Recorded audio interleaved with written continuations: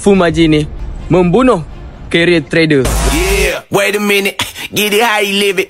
10 toes in when we standing on business. I'm a Full margin, FULLMARGIN, full margin. Benda yang paling saya tak suka adalah full margin.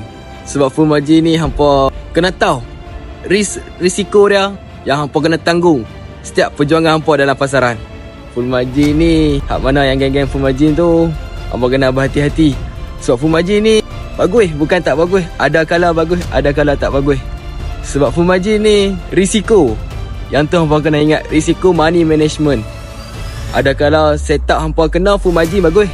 Ada setup kala hampa tak kena, running floating 30 pip, hampa dah kapiak lah account hampa.